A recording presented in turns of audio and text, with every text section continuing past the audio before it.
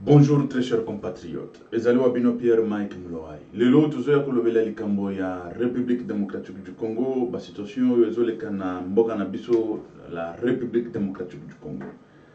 Très chers compatriotes, boyeba ke tozana kati ya problème moko très difficile. Problème ezali nini? Ezali que boyebi tout le temps balobaka ke opposition ezalaka opposition d'accompagnement. Pour le moment, on ne peut rien espérer na Babilo Congo. Pour le moment, on ne peut rien espérer na ba situation wana oyo bozoke ndeko yoka ke ba élection ekozala boye na boye. Bon, c'est-à-dire ponanga avant élection égale après élection. Et c'est la machine moko moko ezo continuer. Oyo kotika lezo iba biso bambongo, ezo détourner, ezo violer basi, ezo boma biso, ezo sala de n'importe quoi. Parce que la classe politique n'arrive pas à se mettre d'accord. On dit l'opposition. Quand je dis l'opposition, c'est-à-dire que la classe politique de l'opposition. La classe politique de l'opposition ne fait rien, absolument rien, n'a jamais demandé quelque chose et puis a commis la conclusion à Babilo Congo. Pourquoi Nazoke Ndokoyebi Sabino? Parce que la Kabylie, jamais la Kabylie y assis ayoka somo naba classe politique à Chebiso. Boyebi tout d'abord que et Belo Bazaki naba opposition, lelo bangonde bazakuna na FCC signé na FCC. C'est-à-dire classe politique chez biso eza na vision té même mon côté. Eza même na nani mon côté. C'est ça le grand problème. Oyo tozokende comprendre té. Moïse Katumbi batie libanda et ba beti bature et c'est fini. Tozokende komona et c'est fini et puis keika kaboye. Mike Mloai.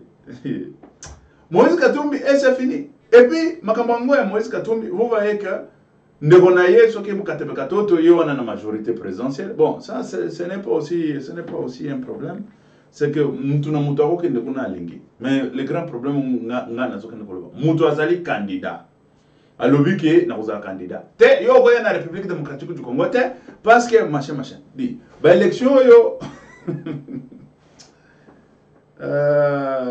na kamwaka. Na Pierre Mike Mloai na kamwaka ko kende ko comprendre que kende ko mona un individu neti Kabila, abotama neti batu nyonso, abotama neti Masia te, abotama neti batu nyonso. Mbongo eza mbongo wa Congo, azoyiba na Congo. Mais qu'est-ce se passe-t-il na ba Congolais? Le Kambongo nga elekelaka nga, na mutu na nga elekelaka nga. Pour voir que bozomona tout un peuple bazokende baza assejeudi na mutu moko. Ayepe afandeli bino et c'est tout. Azo yiba bino, azo violer bino, azo violer se bana na bino, azo violer se basi na bino, azo zoa soki banini, azo baluka tout ça. Et ça, personne n'a pas le droit de dire au moins que non, biloko yo, ça suffit. Biloko yo, tu tiens en gros que non, il faut être les mélawan. Tout ça, on a bato tourner boye. Moïse Katumbi libanda, tia, fanda kuna, et au côté de l'élection. Et puis, ok, aza libanda, a kokoyate. Ba clôturer c'est ni peu à salle biloko na yepe à clôturer nanga wana salle pe biloko na ya clôturer et c'est fini. Mais Moïse Katumbi au botama mobali ou moi comme moi si à Kabila. Nazo kamo. Moi personnellement nazo kene na kokamo. Et puis problème sous ces années parce que peuple congolais tout de suite oyebi que eloko malonga ekobimate. Ni na classe politique oyo ya opposition ni na élection pour ça. Tout d'abord mututa azokende ko se déplacer pour kende ko voter azo élection na etam pam. Parce que Kabila asi ayibi ba élection. Azo yiba ngo na ba machine à voter, azo yiba ngo na ba nini. Nazokende ko nani ko expliquer bino. Tout d'abord boyebi ke ba créer ba biloko na bango wana soki ba nini ba toloba ba expert bango bazo benga ba expert technique na ba machine à voler wana. Va créer au moins, va former dans 3 jours. Tout ce que nous va former dans 3 jours. Et ça, que formation, non, dans 3 jours. Va former, va expert dans la machine, machine à voler. Tout ce que nous total pour Sabino avec précision. C'est-à-dire, au moins, va 180 personnes. Oyo va former. Et puis, dans 180 personnes, il y a au moins sud-coréen pe baye, sud-coréen pe bazawana pour battre. Et tout ça, bango ne ba banda sukoyo ko changer programme bayibaka boye na boye basalaka boye tout ça parce que tant bayibaka na ba machine moto akoyeba azate tamba c'est difficile pour on a mis sous boye okende ko détecter que bayibi nga na ba machine chaque fois toujours le ba wa do bazo pirater ba tout et tout ça bon nani moto amona kango na miso sikoyo opposition na biso ezokende kondima ekende sikona ba machine à voter o parce que ba neni bakokende kuna na ba machine wana bakoluka bato oyo bakokende ko surveiller bosi ba machine wana ezali mutu azali libanda c'est-à-dire quand ndenge tozalaka boy ozotindela ba mutu photo na WhatsApp ekomi na Kinshasa mais siko ba machine wana bakoki ko télécommander yango à partir ya Corée mutu ba fandika na Corée bazo télécommander basali pe na Corée et c'est fini à partir ya Corée basali ba biloko nyonso soki na Corée na présidence ozomona ka wana na présidence ba coréen ba kotika ka na présidence wana bango ba beti parce que ba programme eza ba programme na bango ba programme eza ba programme moko très ozoka ba programme soki ba World West soki ba nini ba programme moko boye vraiment très rare ya bango moko oyo bache ya bango moko même ba ko fondaka na présidence wana ba bandi ko beta na ba machine et c'est fini nani a voté et tout ça ba che ba biloko nyonso wana très cher compatriote omboka ya lolenge nini ya ndenge nini et puis ba opposant ba fande non là il faut to le basiko makambo bosembwa parce que batwana ba ebisa biso baza sûr que ba kokende ko gagner ba élection wana baza sûr que ba élection wana ezatala ngana banana no kotala ba opposant boya nazokenda kopesa bango moins crédibilité moins nini mais cette fois-ci je vite compris que batwana ce sont des bandits des criminels parce que vous êtes sûr là toujours le ba bosembwa vous êtes sûr que ba opposant wana lelo yo ba kokende na ba machine à voter wana ba gagner kuna ba élection et maintenant et c'est quoi bon babanda ko beta ba machine oh tolingi ba machine à voter te na ba élection et tout ça tolingi ba machine à voter te titi naka yo wana zobe mabango kana ba na ba machine à voter lelo toujours kende ko yoka sikoyo e komike non bazokende na ba machine à voter ezala na ba machine te bango bazokende ka ba élection bozokende ko accompagner ou bien bozokende pour gagner. Et c'est ça le grand problème. Vous avez accompagner l'élection ou bien vous avez pour gagner. Là, je n'arrive pas à comprendre la situation de Soussoyo et la nanité. Bako kende koyebi sabiso ke ba élection toujours kende eza pour to gagner. Mais mutuni na kenda ka combat, putain zo ayebi ke na okende combat ko kende ko perdre. Nazo kende combat ko kende ko perdre. Parce que ba 100 000 euros tout d'abord ba pesuana et ou tuabe. Et puis Dédé, ba fandisi ba parti politique na bango, toujours le ba parti politique na bango. Et comme il est ba église non, il y a ba bisika bazo jouer la kambongo, ba bisika bazo vivre, c'est-à-dire ba ebi que ba parti politique et ça na ngo ria. Et gozo rapé ba pouvoir terre. Et ça ka ndenge wana ya accompagnement, mais ce ko ba fandisa ka ba to ndenge wana ba ko sala bango, po bango ba vivaka.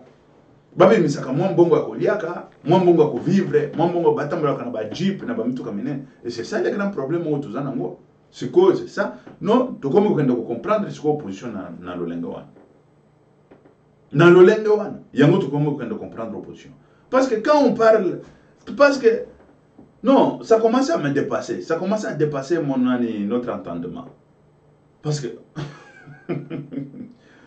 non, tu n'as pas machine à voter, mais Kabila lobby pas machine à voter. Quand il y a lobby, le médiocre là, il y a une machine à voter. Et qui est bon. Et qui est bon. Bon, bah député, quand il y a poni, député mon côté 3, 4, quand bango ana, ne pas kobima. Et c'est fini. Et ce qu'on y a opposant, il y a médiocre, il y a bazawa.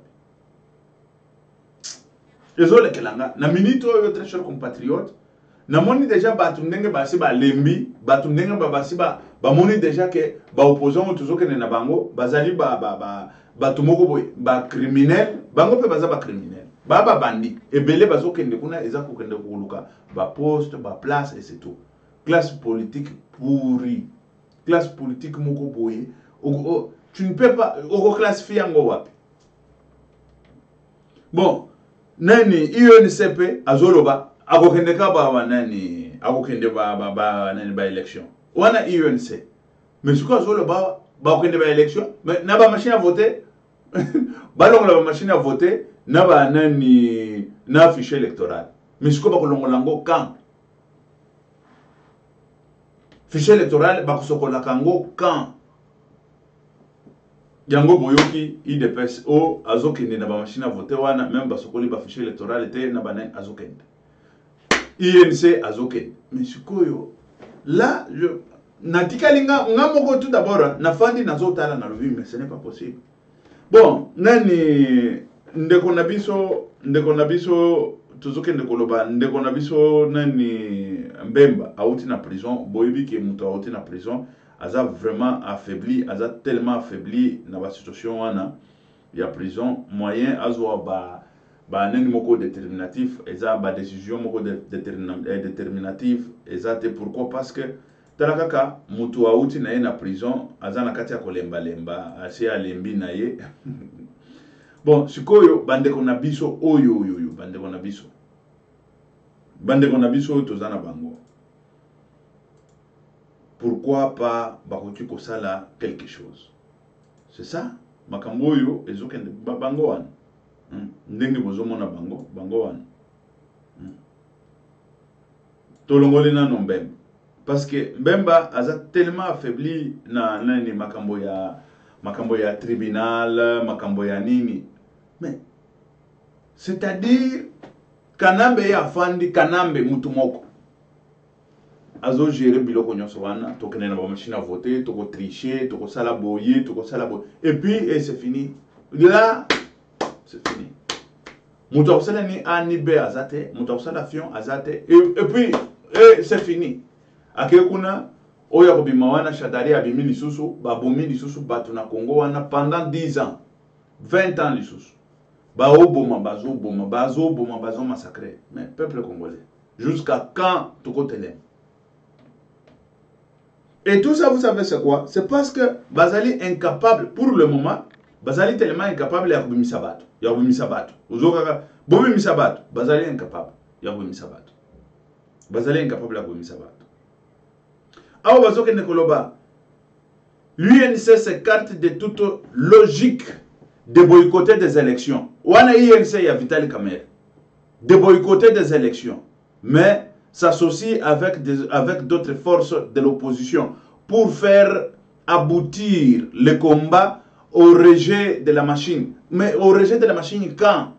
Au rejet de la machine à voter et du nettoyage du fichier électoral. Wana nazotangela bino ezali une déclaration ya UNC. Wana déclaration ya UNC. C'est-à-dire makambo ya ko boycotter ba élection aboya lobi ya kokende. C'est-à-dire a kokende ba élection. Mais sikoyo azokende ba élection avec na situation ya ba machine à voter. Ba longola machine à voter na combat ya ba longola. Siko ba machine à voter ba longola ngo quand? Point d'interrogation. Fichier électoral ba sokola ngo quand? Point d'interrogation. Parce que le 23 décembre, il nous reste 2 mois. 2 mois. Aujourd'hui, le 21, c'est 2 mois, juste 2 mois pour toquer des élections. Est-ce que pouvez-vous nous dire au moins la situation Oyo, Bozomuna, ils ont promettre Nakati situation. Situation ils ont promettre Bomunika que situation ils ont promettre Yangoy. Aussi longtemps, kaka nakati ya ba déclaration yo bozoke nekokuta nanga sali déclaration nae azoke nekoloba pas question. Ba élection le 23 décembre ekozala avec des machines à voter.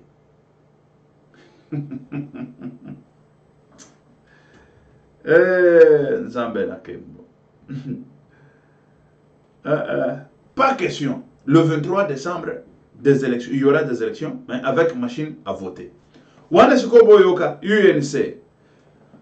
UNC tient à la surveillance des élections. Akoko sa batu mususu, aya koko sa biso yo tofanda na ba ordinateur matin midi soir te. Ako UNC akoko sa batu mususu, akoko ya koko sa peuple et surtout biso yo tofanda na ba machine to yebi.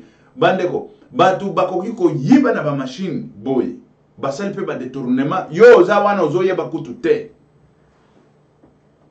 yo oza wana ozoyeba kutu te wana situation siko INC azokende kosala déclaration oyo azokende koloba ke INC tient aussi à la surveillance des élections. Quelle élection? Oyo ba élection na ba machine à voter.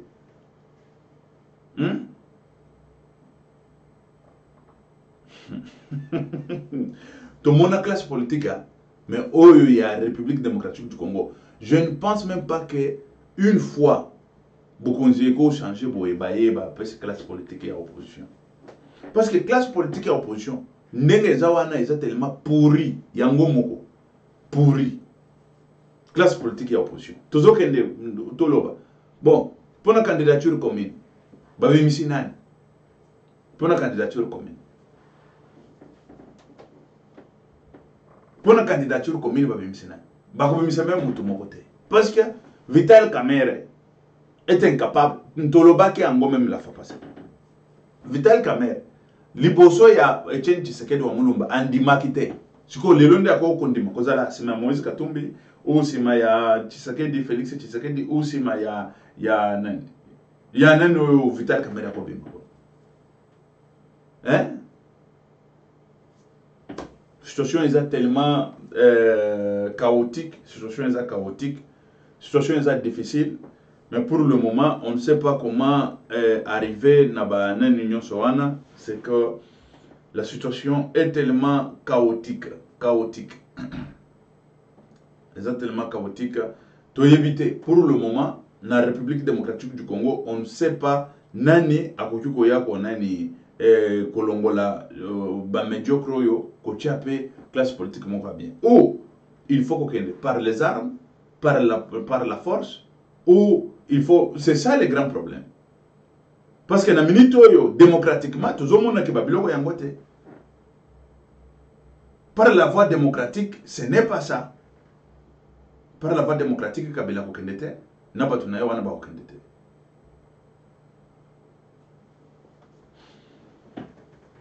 Mais toujours yebate que batunyo soyo bazo préparer nini ya opposition nini o bazo préparer pour tout kende ko yeba parce que ne ba machine à voter qui va renverser Kabila na machine à voter, qui va renverser Shadari na ba machine à voter, qui va renverser les ba médiocre wana na ba machine à voter. Et puis nani azali capable ya kuimisa bato toujours kende kotanga nani azali capable ya kende kosala soulèvement populaire. Alors, na peuple, Bobi Mambosa, le soulèvement populaire. Qui est capable?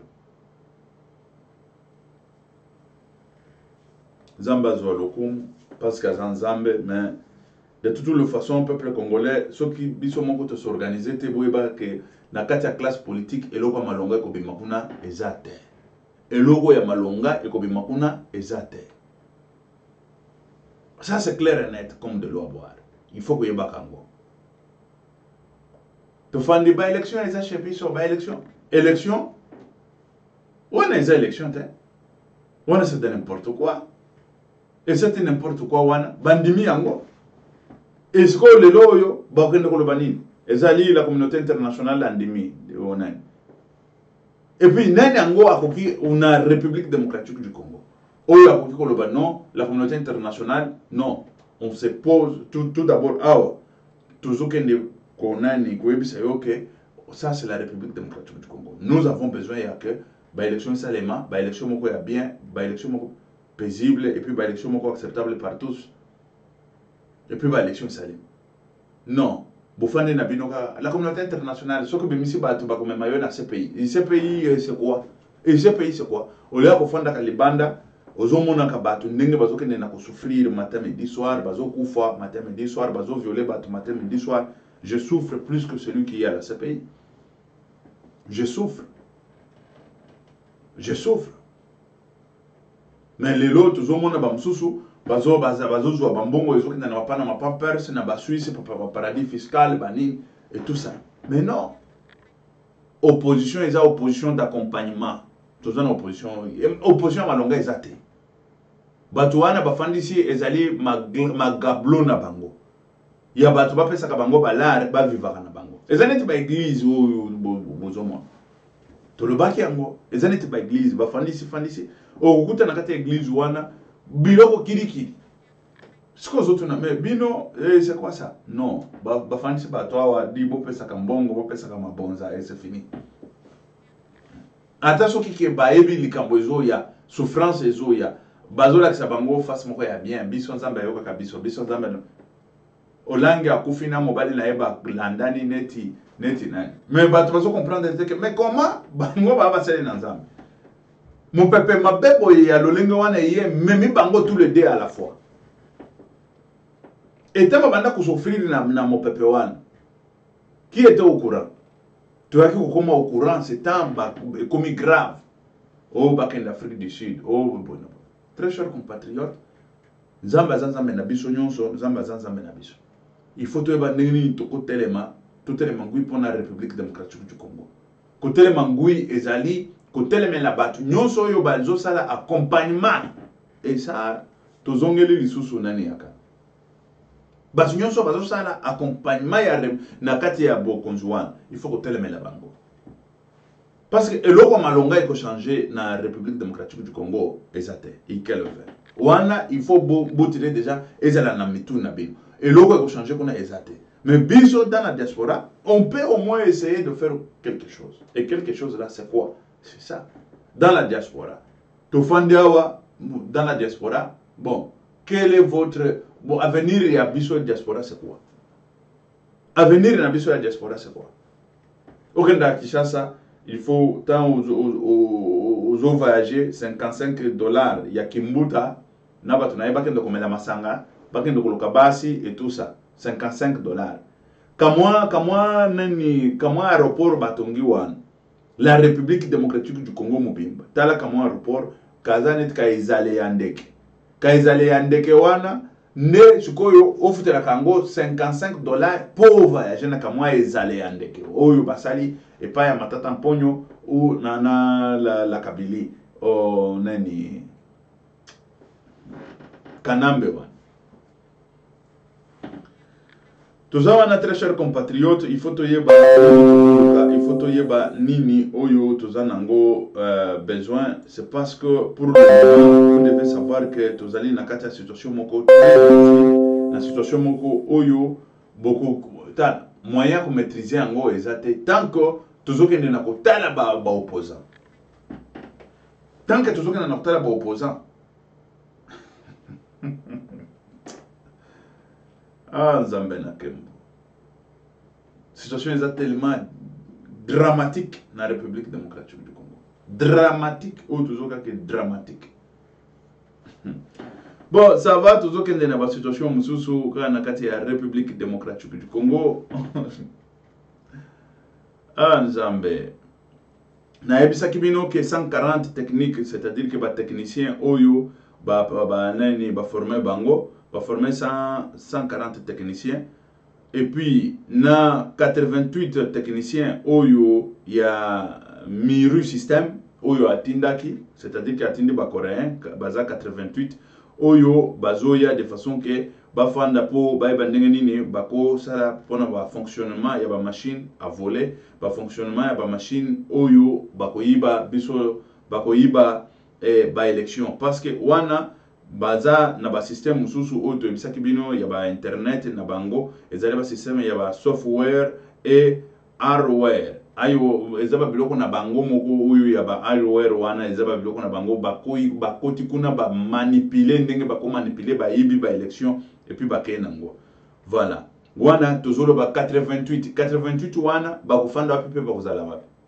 bango nde bakofanda siko na présidence kuna bakopesa soki 3 4 bafanda na présidence bango c'est-à-dire ba mususu bazozwa ba nani ba biloko nyonso zobima na ba bisika nyonso wana bazozwa ngo kaka par internet batindi kuna na présidence kaka bila wana kakofanda kaboye kazotala ba yangoyo ba sud coréen el kamonini balobi nini wana bon chaboy ba tie et puis ozoka nanga zobima azokende ko proclamer n'importe quoi kon et puis ba opposant na biso ba okende siko kokende koloba nini nous avons accepté l'inacceptable. Il faut que vous allez Fidel Castro. Et c'est ça, il faut que vous arrêtez Fidel Castro, c'est-à-dire, ce qui est communauté internationale, et boya yo. Et c'est tout. Ce qui est boya yo, et boya yo. On s'en fout. Quelle communauté internationale? Communauté internationale. Oyo na ebisaki bino awa bazokende koloba nanga affirme l'irréversible, c'est-à-dire que mon élection vous allez irréversible de la tenue des élections présidentielles, législatives nationales et provinciales le dimanche 23 décembre 2018 avec des machines à voter. Wana déclaration ya nang oyo auti kosala ndenge na ebisaki bino. Ndenge na ebisaki bino ba makambo ya ba déclaration. Voilà, le gouvernement annonce la réception ce samedi 20 octobre 2018 de gains. Bagan, c'est-à-dire l'eau ou biloko oyo ekomi. Il y a déploiement de matériel électoral, à savoir camions, hélicoptères et des gros porteurs. C'est-à-dire, awa bazui sukoyo bazui babiloko oyo bakosala de façon que ba cheminer ba machine à voter ezali ba hélicoptère, ba camion et puis na ba porteur mususu ya minene de façon que ba ndenge ya ko cheminer ba machine à voter na ba bisika oyo il faut ekende wana ezali seni oyo asali déclaration na ye wana. Bamakambo tozokende koloba bamakambo kaya ba refoulement boyebi situation ya ba refoulement kuna na nani na Angola il y a au moins 200 000 bateaux yo ba refoulé ba outi Angola ba kei na kata République démocratique du Congo to lobela ki ango pe monde zolo belango situation wana ezali tellement dramatique et puis boyebi na kati ya boyebi ke na kati ya RDC yangomoko ezali au moins ezo abriter au moins 10% ya bato yo bazali na nani toloba 10% ya bato yo bazali besoin na aide ou assistance humanitaire na kati ya monde, c'est-à-dire que 10% na monde mobimba monde tozali toloba na monde mobimba tozali 300 et quelques pays boy 300 et quelques pays mais sikoyo 10% quand on dit 10% c'est-à-dire un dixième ya bato yo bazo souffrir oyo baza besoin na ba aide humanitaire bazali na République démocratique du Congo po boyeba bazo lo baboy. Selon Sikoyo ba organisation internationale bazokende koloba, il y a au moins 4 millions de déplacés internes na kati ya République démocratique du Congo. Mais selon le gouvernement bazokende koloba, il y a au moins 231 241 déplacés internes na kati ya République démocratique du Congo. Wana nde gouvernement azoloba 231 000. Mais selon l'organisation internationale, bazolo 4 millions. 4 millions. Wana gouvernement selon l'organisation internationale. Mais le gouvernement 231 241. Wana nde batu yo gouvernement ya yebi ke bazakuna et puis azoka ndoko tchel pena basit parce que akokosa basit c'est-à-dire que babisika baza au moins na 69 bisika oyo bafandi 69 bisika oyo bafandi bisika oyo bafandi bao baza déplacer kaka na kati ya République démocratique du Congo pona kobanga nini kobanga guerre kobanga liwa kobanga ba problème oyo eza na kati ya République démocratique du Congo. Bato basi balembi na kati ya kokima kima balembi ba guerre balembi nyonso mais peuple congolais soki biso pe na kati ya diaspora tolembi et c'est fini parce que je vite compris na moni batu ndenge balembi tamba moni déjà opposition a qu'on dima ko kenela ba machine à voter le jour où l'opposition a accepté ya ko kenela ba machine à voter batu déjà balembi l'opposition est déçue ba décevoir bango et pas ya ba nani et pas ya ba tolo baba nani bande qu'on a biso ya opposition va décevoir diaspora mobile. Va décevoir peuple. Va décevoir tout un peuple congolais.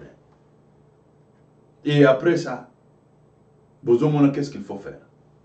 Et c'est ça. Parce que tout le monde a été, et lui qui a été là, qui n'a qu'à dire, opposant, parce que tout le monde a ma ponami et tout ça. Mais ma ponami wana va détourner en gros. Bango moko ba opposant va détourner ma ponami wana. Si tout ça la nime. Tout l'embit au fandi et c'est tout, et c'est fini. Et c'est ça la solution. Très chers compatriotes. C'est ça la solution? Ce n'est pas ça la solution. La solution est qu'il faut se mobiliser. Il faut tout ça. Parce que ma belle nabiso. D'ici là, tôt ou tard, beaucoup de makambo. Naza prophète. Na loba ngo kala. Mais batubanda ko tchanga tembe matamo. Mais awa na zongeli koloba. Peuple congolais tambozola la pongia. Boyebi ko préparer ma belle na binote. Boza la surpris. Boza la surpris un jour.